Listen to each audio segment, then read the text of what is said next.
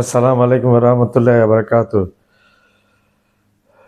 ভারত বলছে বাংলাদেশে হিন্দু মাইনরিটিরা বিপদে আছে, তাদের উপর অত্যাচার হচ্ছে। এটা ভারত সরকার বারবার এই জিনিসগুলো বলছে, এবং ভারতের মোদির গদি মিডিয়া বলছে, মোদির কিছু গদি মিডিয়া আছে, এরা কতগুলো আজগুবি খবর প্রচার করে। তারা বলছে বাংলাদেশ আক্রমণ করো, রাশিয়া ইউক্রেন আক্রমণ করেছে, সেভাবে বাংলাদেশকে আক্রমণ করো।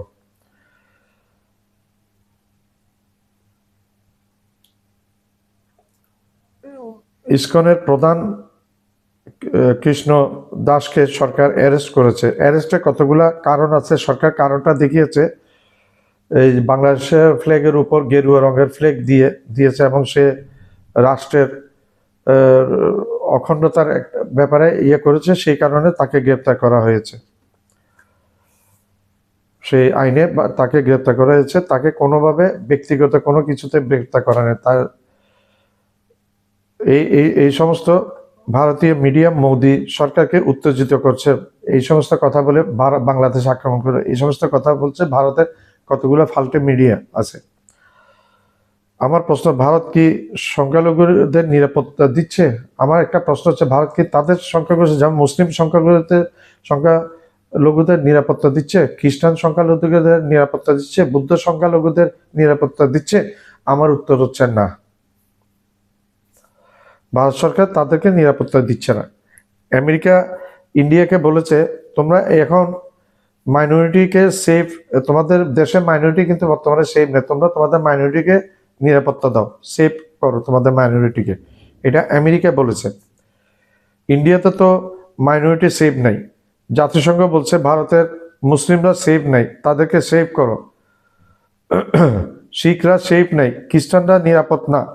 মণিপুরে 234টি গির্জা চার্চ জ্বালিয়ে দেওয়া হয়েছে, সেগুলি গদি মিডিয়া চোখে পড়েছে? পড়ে না।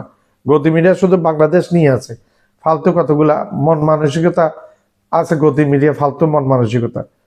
এই যে কতগুলা বানোয়াট খবরগুলো প্রচার করে, মিথ্যা খবর প্রচার করে গদি মিডিয়া। উত্তর হলো না। গুজরাটে অনেক মুসলিমকে হত্যা করা হয়েছে, গুজরাটে মুসলমানদেরকে প্রোটেক্ট করেনি মোদি নিজে। 3 দিন আগে ভারতের 3 দিন আগে উত্তরপ্রদেশে 5 জন মুসলমানকে হত্যা করা হয়েছে। গদি মিডিয়া বলছে বাংলাদেশ আক্রমণ করো।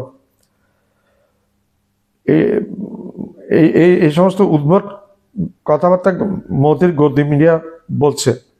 বাংলাদেশ আক্রমণ করলে বাংলাদেশ তো বসে থাকবে বাংলাদেশ, তুমি ভারত বাংলাদেশ আক্রমণ করলে আর কি, বাংলাদেশ তো বসে থাকবে না। বাংলাদেশে একটা শক্তিশালী সেনাবাহিনী, নৌবাহিনী, বিমান বাহিনী আছে।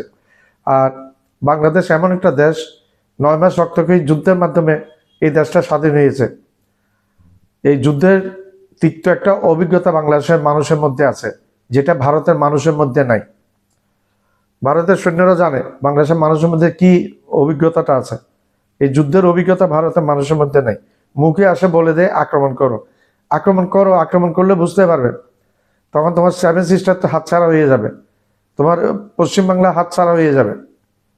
তখন তোমার অন্যান্য স্টেটগুলো, আমি বলি কাশ্মীরের মুসলমানদেরকে হত্যা করছে মোদি। ওরা স্বাধীনতা চাচ্ছে, ওরা কাশ্মীর হাতছাড়া হবে, তোমার পাকিস্তান কাশ্মীর অ্যাটাক করবে। তারপর এদিকে শিখরা খালিস্তান আন্দোলন করছে, তারা একটা খালিস্তান দেশ সৃষ্টি করতে চায়। সেটা টুমার এটা হবেই, সেটা আলাদা হয়ে যাবে, শিখরা আলাদা হয়ে যাবে, কাশ্মীর আলাদা হয়ে যাবে।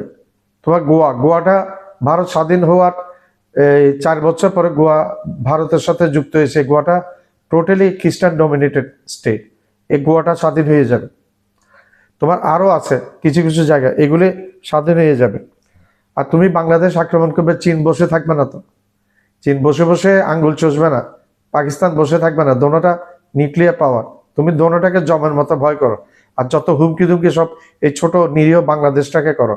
তোমার আজ্ঞাবহ প্রধানমন্ত্রী, তল্পিবাহক প্রধানমন্ত্রী তক্তা পলট হয়ে যাবে, তো তোমাদের মাথা খারাপ। তোমরা এখন আর সামাল দিতে পারছো না মাথাকে।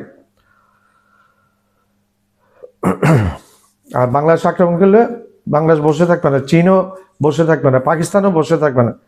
বাংলাদেশে একটি ধর্মীয় সহিষ্ণুতার বাংলাদেশে এই এমন একটা দেশ, এখানে হিন্দু, মুসলমান, বৌদ্ধ, খ্রিস্টান একসাথে দীর্ঘদিন ধরে জীবনযাপন করে আসছে।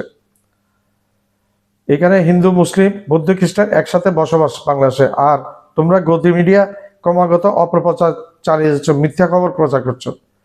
ভারতের গদি মিডিয়া কথা মতো ভারত যদি বাংলাদেশ আক্রমণ করে, তখন বাংলাদেশের 17 কোটি মানুষ বসে থাকবে না।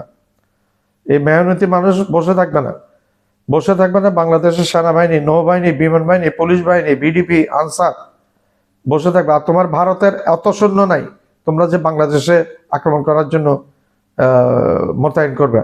কারণ তোমার অনেক বেশি সৈন্য লাগবে তোমার চীনের বর্ডারে, অনেক বেশি সৈন্য লাগবে তোমার পাকিস্তান বর্ডারে, দিল্লিকে প্রোটেক্ট করার জন্য সৈন্য লাগবে, তোমার স্বরাষ্ট্র ইয়েকে প্রোটেক্ট করার জন্য সৈন্য লাগবে। এই সমস্ত সৈন্য দিয়ে তুমি বাংলাদেশকে আক্রমণ করার মতো তোমার কাছে জনবল নাই।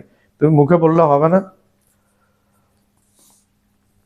বাংলাদেশকে আক্রমণ করলে এই কাশ্মীর নিরাপদ থাকবে না, সিকিম নিরাপদ থাকবে না, পাঞ্জাব নিরাপদ থাকবে না, সিকিমের আনস্টেবিলিটি বেড়ে যাবে। তখন তোমাদের হাতে বর্তমানে ম্যাপ, তোমাদের ভারতের বর্তমানে যে ম্যাপ, সেই ম্যাপ আর অবশিষ্ট থাকবে না, সেই ম্যাপ পরিবর্তন হয়ে যাবে।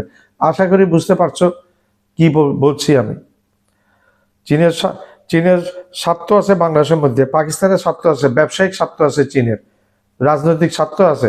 চীনের স্বার্থ যখন আঘাত করবে বাংলাদেশ, তুমি আক্রমণ করলে, চীন বসে বসে আঙ্গুল আর চকলেট খাবে না, চকলেট চুষবে না, তুমি টের পেয়ে যাবে। তখন তোমার যে এই কিছুদিন 1 মাস 1.5 মাস আগে এই অরুণাচল প্রদেশে তোমার 60 কিলোমিটার জায়গা চীন দখল করে ফেলেছে, পারছো তুমি উদ্ধার করতে? 1965 সালের যুদ্ধে লাদাখের ওইখানে অনেক জায়গা তোমার দখল করে ফেলেছে চীন, পারছো? খালি যত হুমকি ধুমকি দেখো, এই ছোট বাংলাদেশ, নিরীহ বাংলাদেশকে তোমাদের কি ক্ষতি করেছে বাংলাদেশ? হাসিনা টকটো পলিটিক্স, হাসিনাকে লোকজন দেখতে পারেন এখানে, শেখ হাসিনার লোকজন দেখতে অজনপ্রিয়। তোমরা একটা গণতান্ত্রিক দেশ নিজেদেরকে দাবি করো, অজনপ্রিয় একটা ডিক্টেটর ফ্যাসিস্ট খুনিকে তোমরা আশ্রয় দিয়ে তোমাদের গণতন্ত্র চর্চার সুন্দর নমুনাটা তোমরা দিয়েছো, বিশ্ববাসী দেখছে তোমাদের। যে হাসিনাকে বিশ্বের কোনো দেশে জায়গা দেয় নাই, সেই হাসিনাকে তুমি মোদি জায়গা দিয়েছো। আবার তুমি বলো ঘুষপেটিয়া, এইখানে ঝাড়খণ্ডে ঘুষপেটিয়া, তুমি কেমনে হাসিনাকে জায়গা দিয়েছ? তোমাকে মুখ্যমন্ত্রী সোরেন ঝাড়খণ্ডের প্রশ্ন তুলেছে, তোমাকে জিজ্ঞেস করেছে তুমি কিসের উপর হাসিনার সাথে তোমার কি চুক্তি আছে সেটা তুমি প্রকাশ করো, তুমি তো প্রকাশ করতে পারলে না, চুপ করে রয়েছে, পারবে না তো, তুমি মিথ্যের উপর আসো তোমরা। এই বাংলাদেশ একটা লড়াকু জাতি, তা তোমরা ভুলে যেও না।